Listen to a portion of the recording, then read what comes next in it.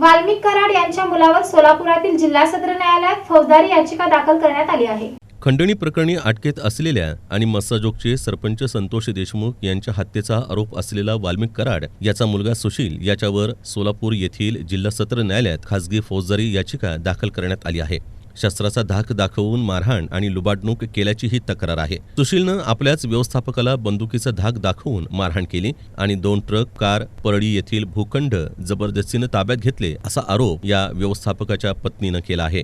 याबद्दल पोलीस ठाण्यात तक्रार दाखल करून देखील पोलिसांकडून त्याची दखल घेतली जात नसल्याबद्दल तिनं न्यायालयात दाद मागितली असून आपल्या याचिकेची तातडीनं सुनावणी घेण्यात यावी अशी विनंतीही तिनं केली आहे। लेखी ज्या तक्रारी दिलेल्या होत्या MRDC आणि CP ऑफिस सोलापूर येथे त्या बाय पोस्ट पाठवल्या आणि त्या अर्जासोबत गाड्याची लाईव्ह लोकेशन आणि जे काय संलग्न असलेले पुरावे पाठवून दिले। CP office Solapur MRDC police Thane Solapur यांना ते RPDने पाठवून पोस्टाने जे पाठवून दिलेले होते त्यांची पोस्ट देखील त्यांना मिळाली, तरी देखील कोणतीही दखल पोलिसांनी घेतली नाही। पीडितेने SP ऑफिस बीड येथे देखील सदर चा तक्रारी अर्ज केला होता सुशील कराड व त्यांच्या 2 साथीदारांविरुद्ध। SP बीड यांनी तो तक्रारी अर्ज देखील घेतला नाही।